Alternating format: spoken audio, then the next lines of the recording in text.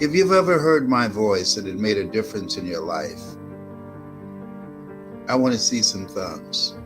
I know many of you have not heard me speak, but some of you have. Some of you have.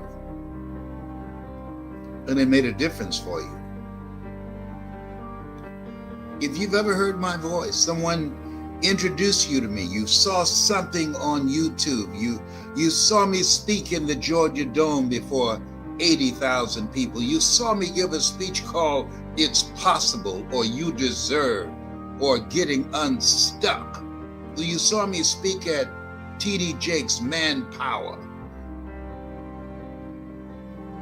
Some of you, I know it's got to be more of the people who've heard me than just the little numbers that covered up here now. Come on, I ain't making this up. Some of you that you heard me speak, and it made a difference. It disrupted your thinking. It inspired you. It touched you. It motivated you to keep on pushing, not to give up. Some of you saw me speaking and said, you know what? I think I'd like to do that. I like helping people. I want to do that. Some of you. Because when I came out the box, there was nobody that looked like me when I came out, because I was the only fly in the glass of milk. I remember when I set off to the company that had this infomercial with Tony Robbins, and they said, Mr. Brown, you got an inspiring story, but you black. I said, thank you very much for telling me. I never would have known that if you hadn't told me. So I knew then that Tony had the complexion of connection. I had the complexion of rejection. But I didn't let that stop me.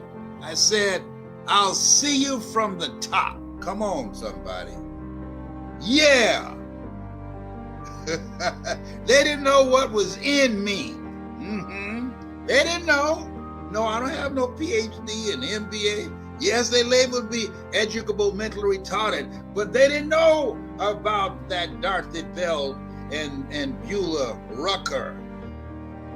Gee, they didn't know about that. They didn't know about that Mamie Brown influence and impact of being unstoppable, of making a way out of no way. They didn't know what God had chosen for me. He said, I'll be your infomercial. Come on. It ain't gonna cost you millions of dollars. All you need to do is do my work. See, life is God's gift to us, and how we live our lives is our gift to God. And if you want to make your life a gift even more than what you've done thus far, I want you to go to lesbrown.com. Those of you that do it today, that sign up today, I got something for you. I'm going to send you some material that you can't get online, and I'm going to give you some personal time with me, because what came to my mind, he said, feed my sheep. People need to be fed now.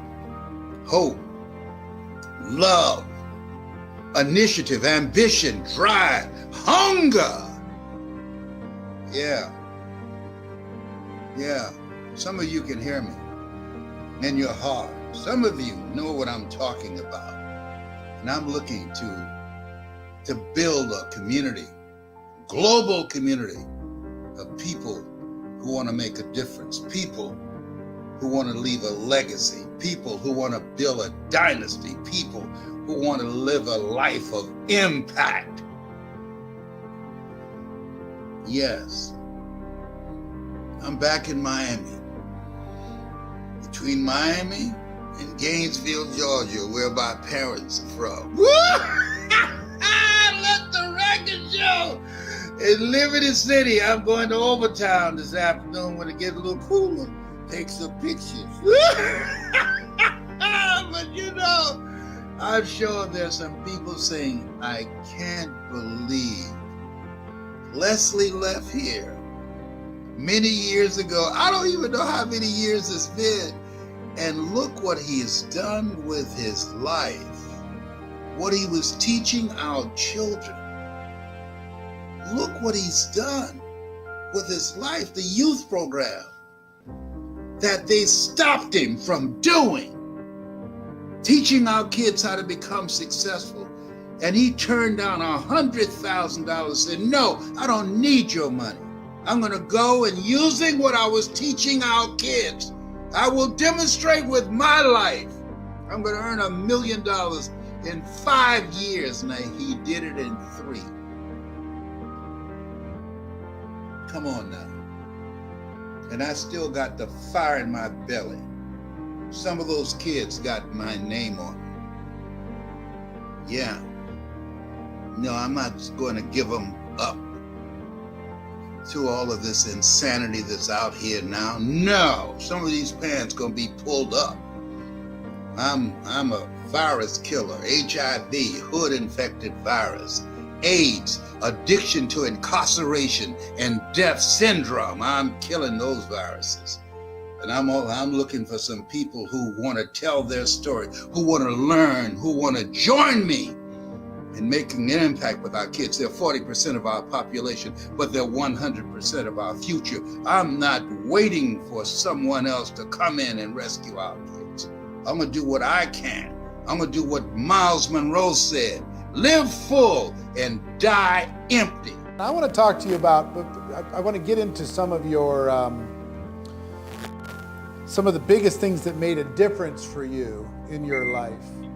But before I do that, I want to talk about, just for a moment and touch on what's going on in the world. What's going on in the world, how important it is for us to be communicating to each other respectfully and listening more than we throw our opinions around, trying to understand each other, trying to, whether it's Corona or what's going on with the police issue and racial issues here in the United States. I'm kind of the opinion, and I really want to hear your opinion more than mine, but I'll just tell you this. Our news today is very little news and it's lots of opinion. Every show's an opinion show, and they bring on a panel, what's your opinions? And they bring on another panel, what's your opinions? And they bring on another panel, what's your opinions? And all the news is all opinions. Everybody's just throwing around opinions. And then social media, everybody's got their own little channel, and they're all throwing around their opinions. And everybody's looking for people whose opinions line up with the opinions that they have personally. And I'll speak for myself. I'm consciously trying to listen more than I'm trying to throw my opinions around. I'm trying to understand more than I'm trying to be understood. I'm trying to be aware of circumstances that I may have never experienced, but if I become aware and I listen more than I throw around my opinions, maybe I can learn something. And you and I talked about this earlier. I think change is going to come with our children and their children, and trying to educate people on how to live a good life and to be a good neighbor. So with that, Les, what's your opinion on everything that's going on? The challenges that we are facing are created by people, and they can be changed by people. And the secret is to maintain commitment through all the frustrations, through all the disappointments, through all the setbacks that we will encounter in working to change the way in which we show up as human beings and how we interact with each other. And it's a part of the process. All transformation is what we're going through right now. It's major and it's been around, and so we can't become discouraged.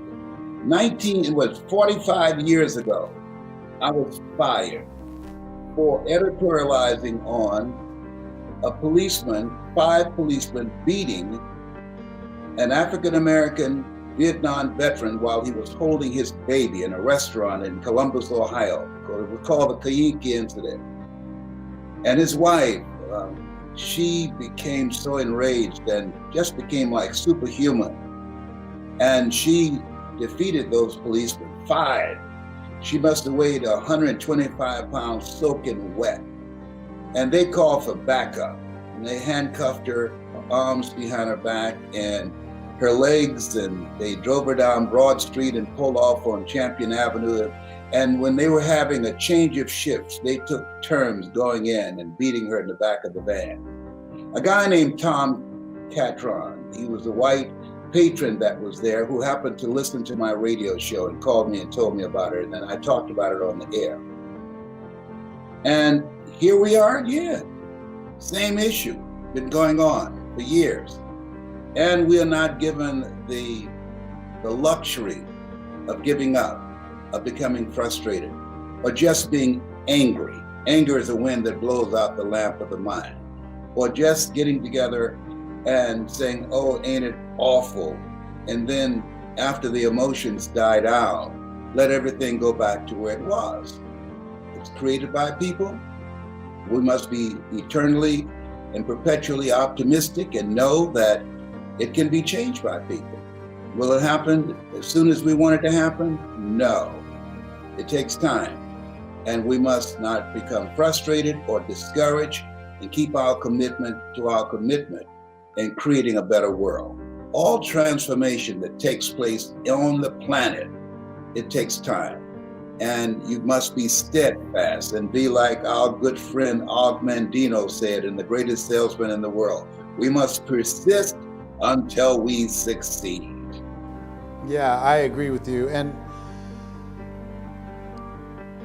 what I think is, I think everybody would agree that the world should have a foundation of fairness. And in order to do that, we need accountability. In order to do that, there needs to be consequences for negative actions. In order to do that, we have to go back to caring about our neighbor, you know, as much as we care about ourselves. And people who look different than us, and people who maybe have different beliefs than us. That's okay to be able to have those. It's okay. If everybody was exactly the same, the world would be a boring place. To celebrate our differences, to embrace each other, and to be able to move forward.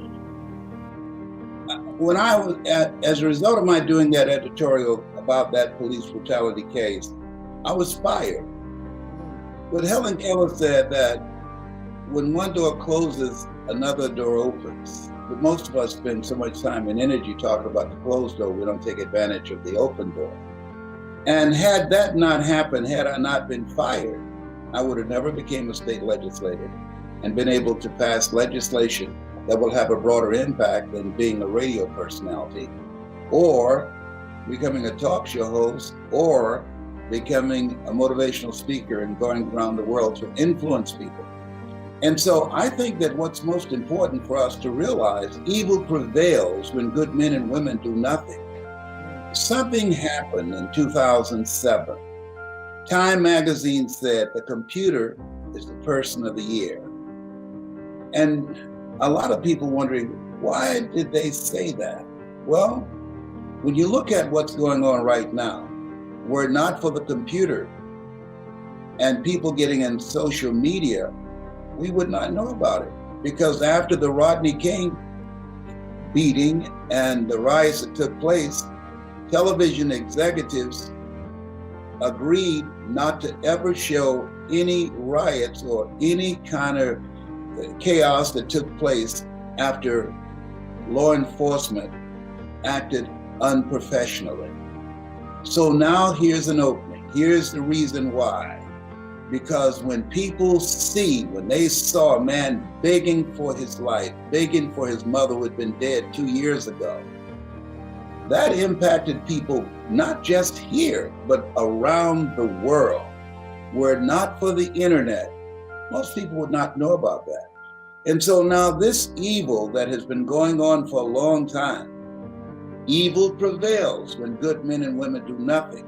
Well, you can't act on something if you don't know about it.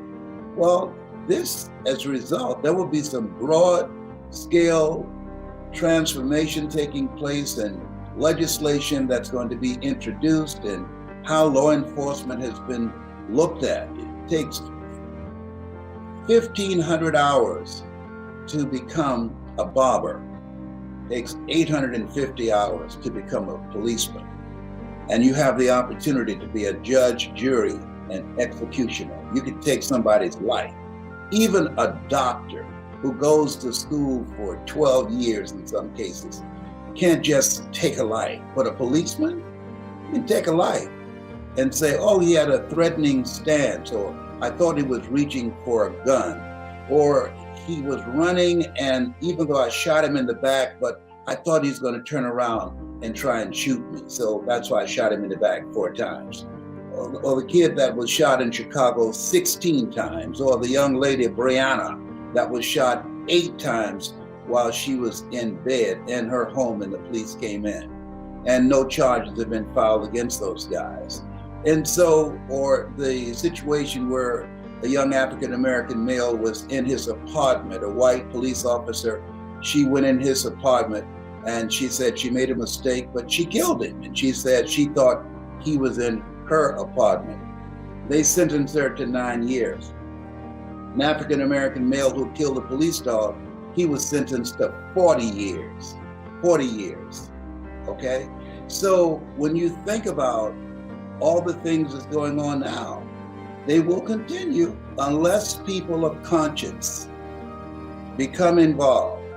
Unless, I saw a sign that says, silence produces violence. A lady flew in from Australia for me to train her how to speak from her heart. I said, why did you come to me? She said, I saw you speaking in the Georgia Dome, and you gave a speech called It's Not Over Till You Win. And she said, I was struck on how you spoke from your heart in that big forum, and I felt it. She said, can you teach me how to do that? So I said, yes. And then I said, but what do you want to do with it? She said, I believe the world is hateful and divisive and violent, not because there are not enough people that care, but because too many people are silent.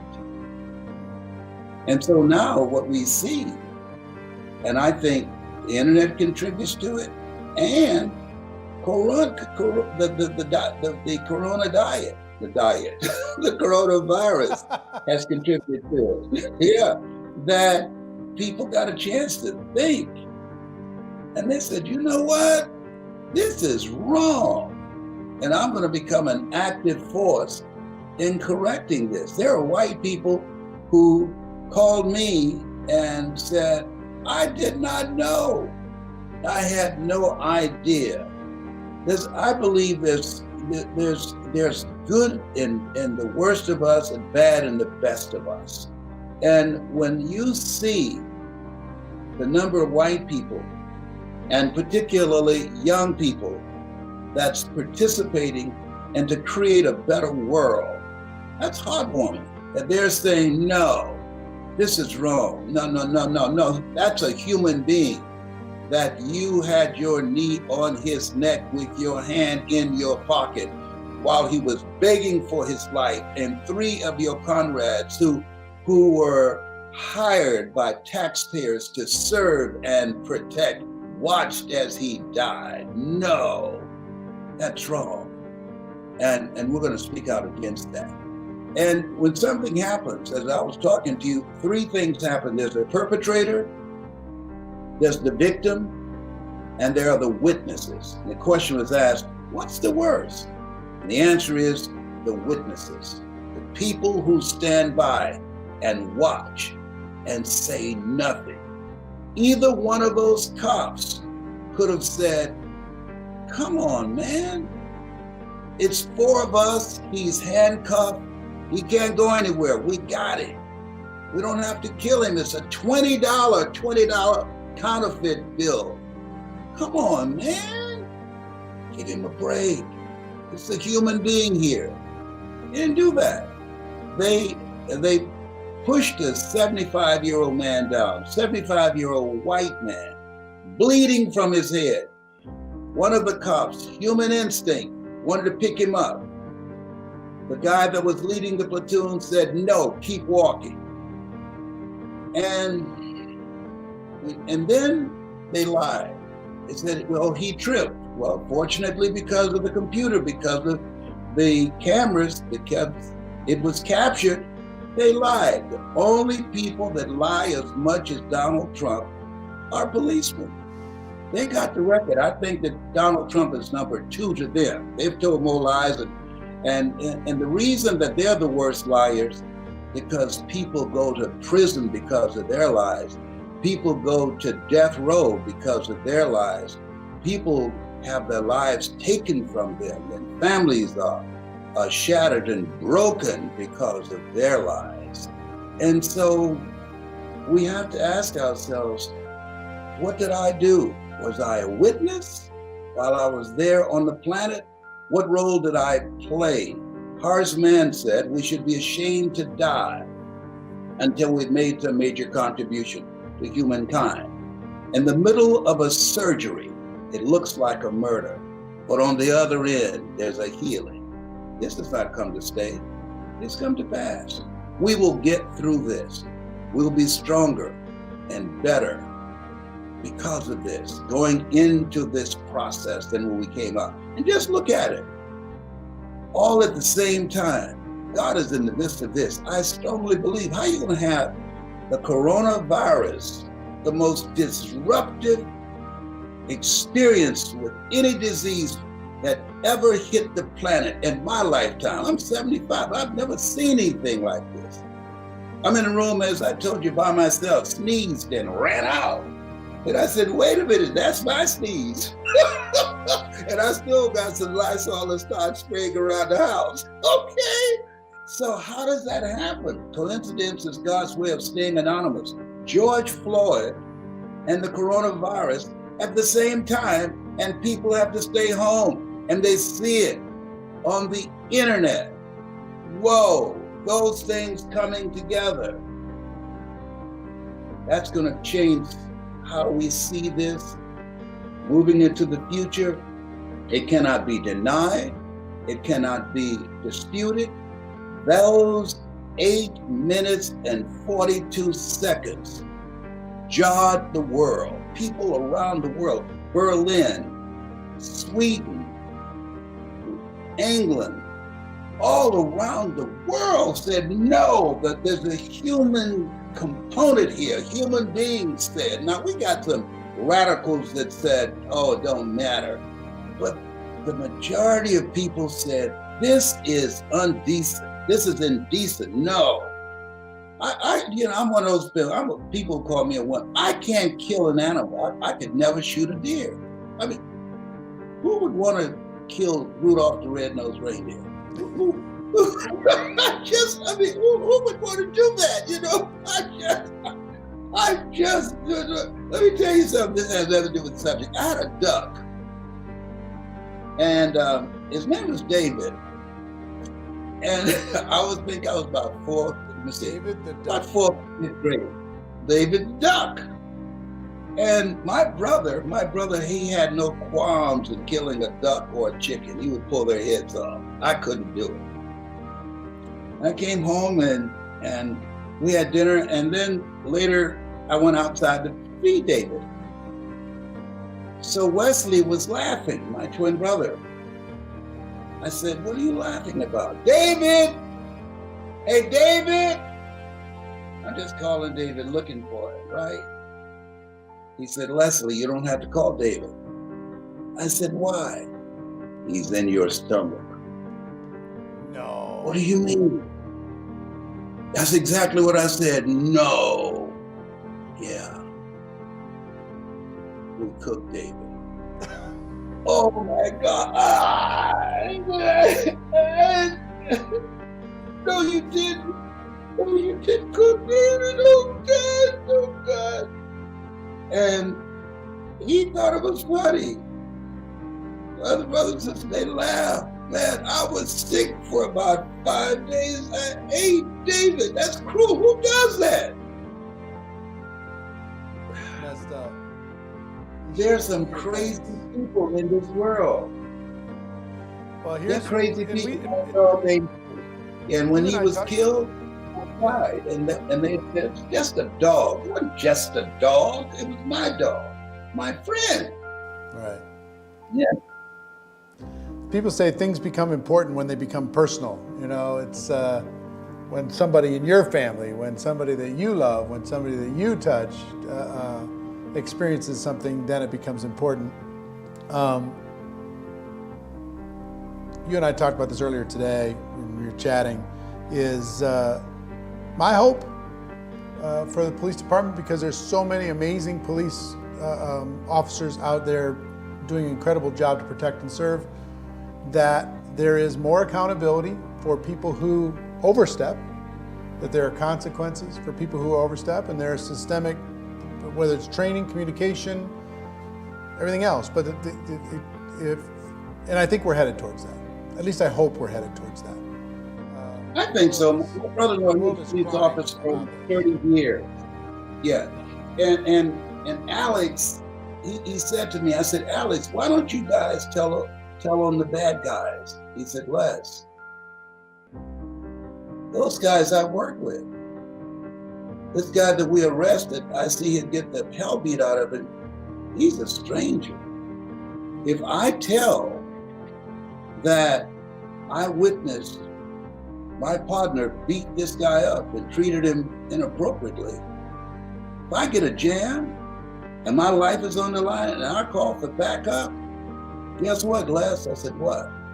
They're not coming. They're not coming. And I can lose my life if I don't have the support.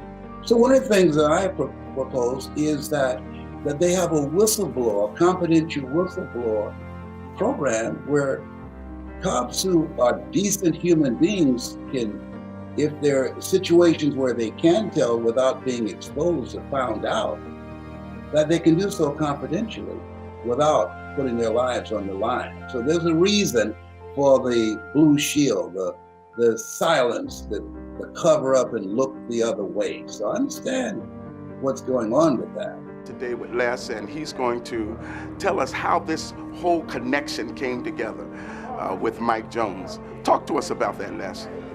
Well, first of all, thank you very much for the opportunity to share some moments with you right now. I think that when we look at Mike Jones and our relationship, Mike Jones and my relationship is very much an indication of the kind of person that he is, and that is one of determination. That he was determined to make a connection with me, and he had a desire to improve his life, and that's something that's needed now more than ever before. We're in Philadelphia, where they have an event, and they're offering the first 500 tickets free. First 500 tickets free, and every hour they've been announcing that. Now, mind you, they still have not had over 500 people to respond. Yet and still, at this time where thousands of people have lost their jobs, thousands of people are going through foreclosures and bankruptcies, the Jay-Z concert sold out in March, okay? Wow. The John Legend concert sold out when it was here. So what does that say? When you have people that are entertainment driven rather than personally empowered, not focused on things that can help improve their lives, but focus on things that will distract them from their lives. Mike Jones and I came together because he was focused on finding something that can help him to improve his life. He was not going to be satisfied standing outside of a drugstore with a can and some pencils in it, shaking it, hoping somebody will feel sorry for him and drop in a few pennies.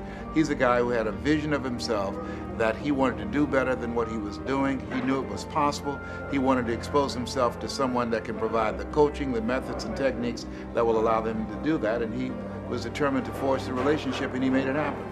Wow. When you say he was determined to force the relationship, there's some extraordinary circumstances and how this relationship really developed. Can Mike tell us? Can you tell us? Because Mike can tell it better than I can. Yes, but it is an indication about why people are where they are. And most people suffer from arrested development, but Mike Jones proves what can happen when you're hungry to make a dream become reality, and the steps that you must take in order to make it happen. Wow. What happened, Mike? Well, first of all, I want to thank you also, Bishop Robinson, for this opportunity, and I want to thank Les for taking time out of his tremendously busy schedule to share with us on today and to be with us. I want to say I met Les Brown a number of years ago. I met him while he was speaking at the Valley Forge Convention Center, and I'll never forget it. I had heard him speaking before, I'd heard his tapes before, but I'd never met him in person. And I went there with someone who was kind enough to take me, and when he saw me in the lobby, that day I don't know how I was looking, but I wasn't feeling the best. But he looked at me, and we shook hands, and he said, "Hug me, Mike, hug me." And I'll never forget, he said, "Hug me." And he did his thing on that day. And I don't know, well, that next day, you know, I took the liberty to call the hotel and find out where he was and connected with him on the phone. And I never get it. I got up the nerve to say to Les, and I don't know if he ever remembers this. I said, "Les, you know, I would love to, man, I would love to speak with you and travel with you." In fact, I said, "Mr. Les Brown, if I would be so bold, I would love to travel." He said, "Man, that ain't bold, that's intelligent." Right. And so once I got my foot in the door, and I thought to myself, I said, "Oh boy, I'm in now." I started talking to him, and so I started to deal with him like I dealt with other people. And I said, "Man, Les, I got a brilliant idea. Man, we could make a lot of money." Now, I didn't know at this time that this man back then was making $25,000, $30,000 an hour. What? But I was telling him I had an idea where me and he could make a lot of money. He would listen to me for a while, then he said, Mike, wait a minute, Mike, wait a minute. He said, "Mike, how much you make?" I said, "Well, I guess I make, about $500, $600 a month." A month, not a week, a month. And he said, "Wait a minute, Mike." He said, "Mike," he said, "I make $25,000 an hour." He said, "Man, your thinking got you $500 a month. My thinking got me $25,000 an hour. Wow. You gotta come up to my thinking, man. Tell me you got an idea." Right. I hung up the phone. I never forget, I hung that phone up in that half-empty apartment. I'll never forget it. Man, phone that, I said, "You know what? The next time that man talk to me, I ain't gonna be making no $500 a month." And the rest was history. Yeah. Wow. Jim Rohn asked this question. Look at the people in your life and ask the question, what is this relationship doing to me? See, in order for you to go to the next level, there are some people you need to let go. Let us say together, let go, or be dragged. There's some people, because of their negativity, they're emotional vampires. They will drain you. You want to be around people that you can learn from, that you can grow from. Dr. Dennis Kimbrough out of Atlanta said, if you're the smartest one in your group, you need to get a new group.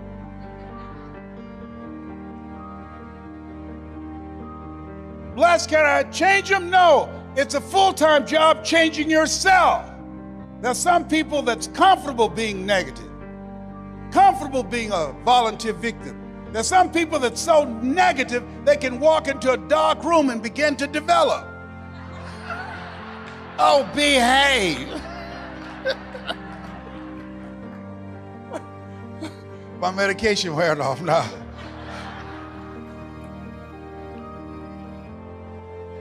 You're talking about earning more money. You got to be serious. One sickness can wipe out a fortune. 95% of the people who filed bankruptcy last year did so because of medical expenses. People say money won't make you happy, but everybody want to find out for themselves. A friend of mine, Rita Davenport, said money ain't important, but it's right up there with oxygen. And let me tell you something, fellas, even if you're as homeless as I am, you got some money, women will find something cute on you. Oh, he's got earlobes like Tom Cruise. He's got a walk like Denzel Washington. I used to be so broke, I'd walk past a bank and trip the alarm.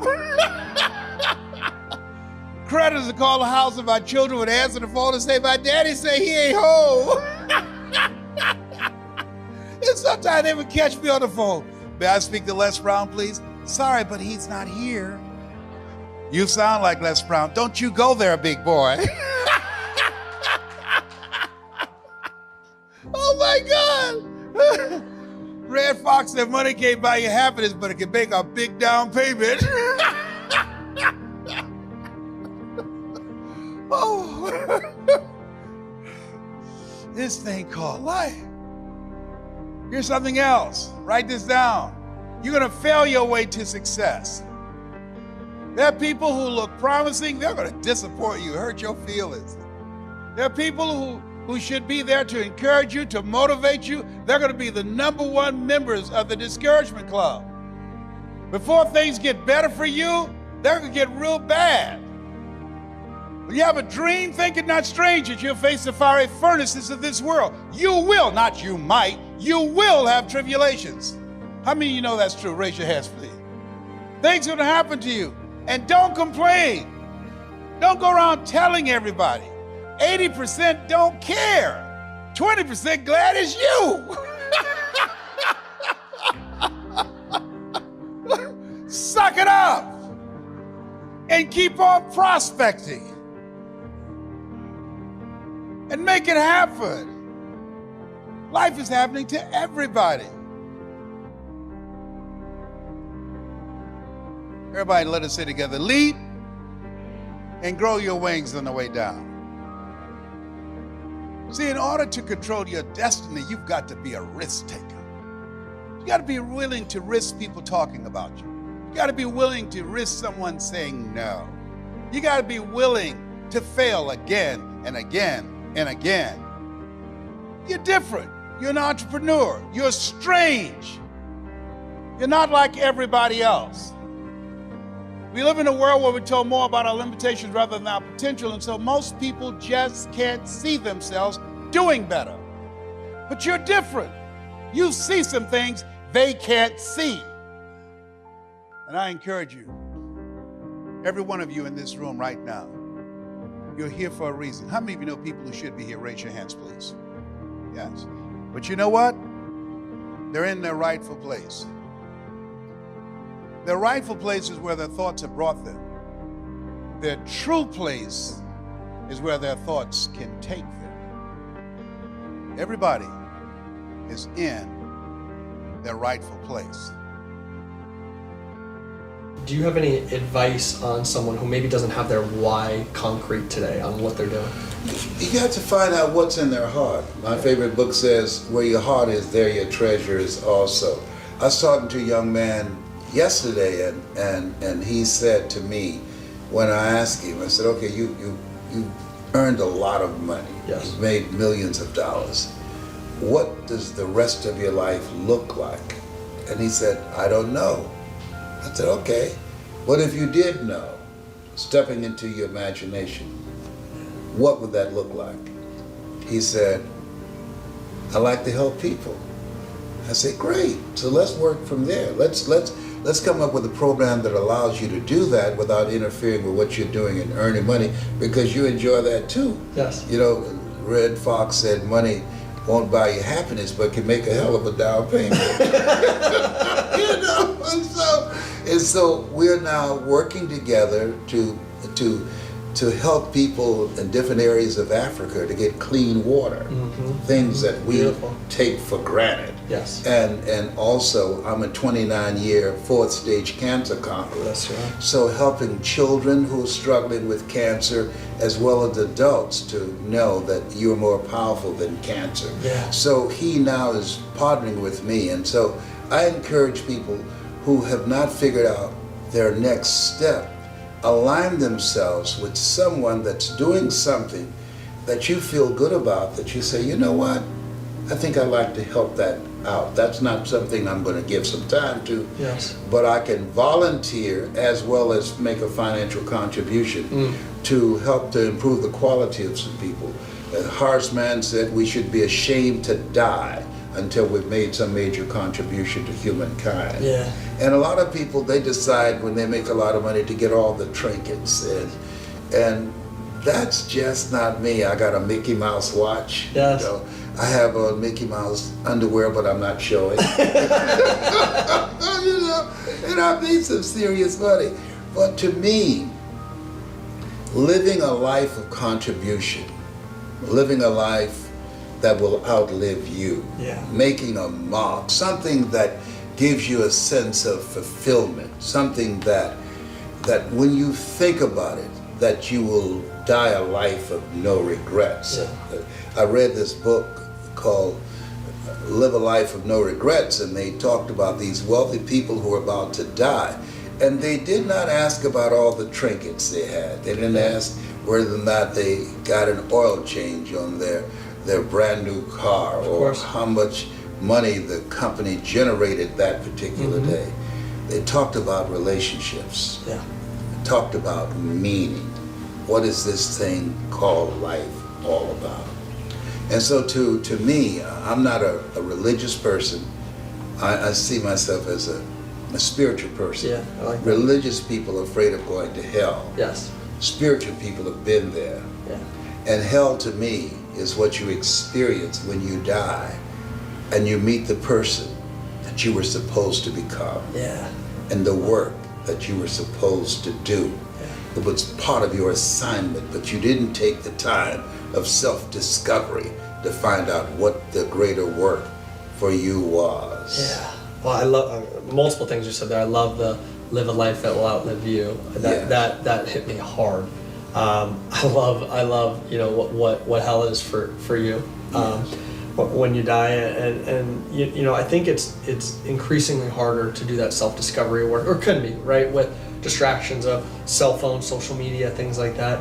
Is there I guess I'm curious your opinion on that with so many distractions today that pull us away. I mean, I had a friend of mine for context yesterday, runs a multi-million dollar business, had a big issue happen, and he's trying to figure out what to do, and he's running 1,000,000 miles an hour. And I said, hey, you know, planes in extreme turbulence, slow down. I go, did you sit for 10 minutes with the pen and paper and just think what the next action is? Well, wouldn't you know, the second we were done, he sprinted out of the room. He didn't even take the time to think about thinking at the time. So anyway, I'm curious your thoughts with all the distractions today. What, you know, where self-discovery plays. I had an experience. If you don't know when to stop, sometimes life will stop you.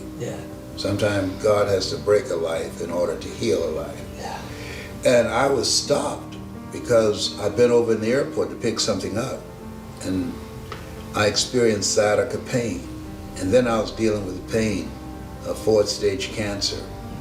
And I never forget when I was in California, Playa Vista, and my niece and my business partner left to go to the store. They helped me get into the bathtub, and they helped me to get out. I couldn't do it by myself. I couldn't pick up the weight of my own body. And they put me in bed, and they said, we'll be right back. And they must have gotten caught on the 405, and it took longer than what they thought. And there I was on my back, and I couldn't get up. And all I could think about, I was just like that guy. All these things that I said I had to do.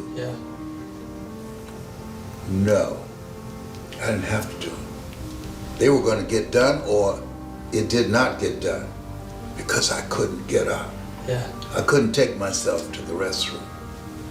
And I'm here hoping and trying not to panic. Oh God, help me stabilize myself and not to panic.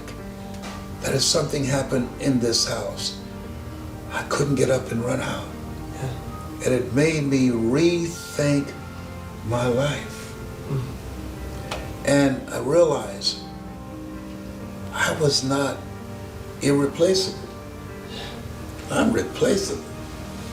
And we all have an expiration date. Michael Jackson said, this is it. This is the last concert I'm going to do. They spent millions of dollars on stadiums and millions of dollars on marketing. It was it. but not the it that he was thinking about. Right. And so in that moment, I looked at my life and I started clearing things off my plate that I had told myself I had to do. All the people that I was helping, I wrote a resignation letter. I'm no longer going to be Mr. ATM. They rejected my resignation letter. Yeah. And I sent it back again. Okay? And I said, figure it out. Yeah. And I thought about something that Ian Levon Son said. She said, give to yourself until your cup runneth over, and then give to others from the overflow. Yeah. And people will use you as long as you allow them to use you. Yes. And so during this time that I'm on the bed and embarrassed because I can't get up and I might urinate on myself or soil the sheets, I realize you are replaceable. Yeah.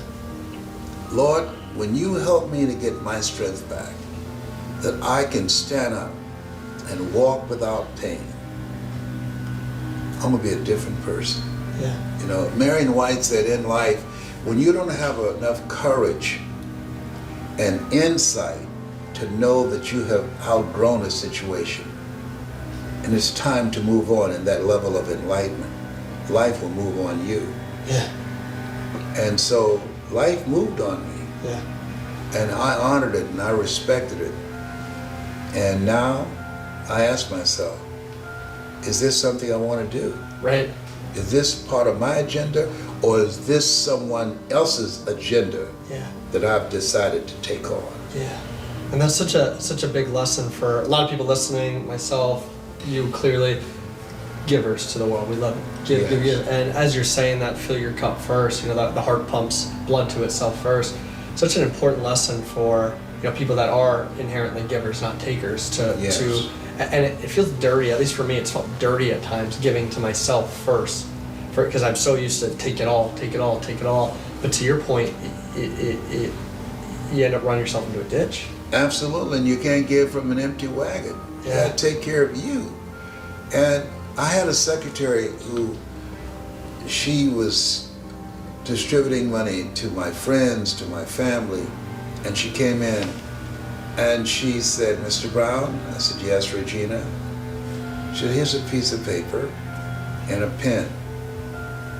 Hypothetically speaking, if something happened to you, write down the names of people that you help every day that will come to your rescue. I said, why would you ask me to do that? She said, I'm just curious. And I sat there with the paper in front of me. I couldn't think of anyone. Wow. The majority of the people on that paper would say, Les, if I could, I would. Yeah. But I don't have it. Where if they had called me, if I didn't have it, I would get it. Yeah. And so everybody's in their rightful place. Their rightful place is where their thoughts have brought them. Their true place of independence, their true place of controlling their own destiny is where their thoughts can take them. And most people won't invest the focus, the energy, and the effort to live a life on their terms. Yeah. And does that come as a daily morning routine, as an evening routine throughout the day? How does that tactically? When I get up in the morning, I say all things work together for good, for those who love God and for those who are called according to his purpose. Yes. And then I say, Lord, whatever I face today, together, you and I can handle it. And I review the goals of what I want to get out of the day. Most people get up and they just want to get through the day. Yes. And then in addition to that, what I do is that I start thinking about what is it I need to learn today that I did not know yesterday. So, and after I recite those affirmations and I look at the things that I want to get out of the day that I wrote the night before. And then I ask myself, what is it that I need to learn today that I did not know yesterday? Yeah. Because I believe that in order for us to make it in and out of the pandemic, one, it requires mental resolve, feeding our faith. And right now our faith is being tested. Yes. And it's easy to have faith, your bills are paid, you got a job, your business is successful, the relationships are working, the children are not driving you crazy. It's easy to have faith then. But when you have had the rug snatched out from under you, like the pandemic has done, faith not tested can't be trusted. Okay. The next thing that's very important is having relationships. My son John Leslie, who's a speaker and a coach and the president of our company, he said, always ask yourself, when you think about your relationships, who should you count on? And who should you count out? There are people who are always there when they need you, but when you need them, you can't find them. Yes. And so this is the time that we have to look at our relationships and ask the question, what is this relationship doing to me? Dr. Dennis Kimbrough said you earn within $2,000 to $3,000 of your closest friends. Academy Award winner Sidney Poitier said that when you go for a walk with somebody, something happens. Either they adjust to your pace or you adjust to their pace. Whose pace have you adjusted to? And so I encourage people to look at your relationships and ask, what is this relationship doing to me? Am I growing mentally and emotionally and spiritually and financially? Am I living a life that will outlive me? And the next thing is that developing collaborative, achievement-driven, supportive relationships, but also practicing the principle of upgrading your communication skills. Warren Buffett, when he graduated from Harvard, the first thing he did was he invested in a communications course. I trained people on a course I trained called Hungry to Speak. And the reason is, Steve Jobs said that the storyteller is the most powerful person in the world. That if you can tell a story about yourself, about your knowledge, your skills, do a podcast that's compelling like you're doing to make your mark for that which you believe in, that this is the attention economy, but in order to get the attention, create an experience with the attention and ignite the attention. People who don't know how to do that, they have skinny children. Okay. So you got to learn how to become an effective communicator in order to make it in the attention economy. Hold that attention, create an experience with that attention so that you can have your place in the marketplace. You know, so mindset, relationships, OQP, only quality people, and effective communication skills.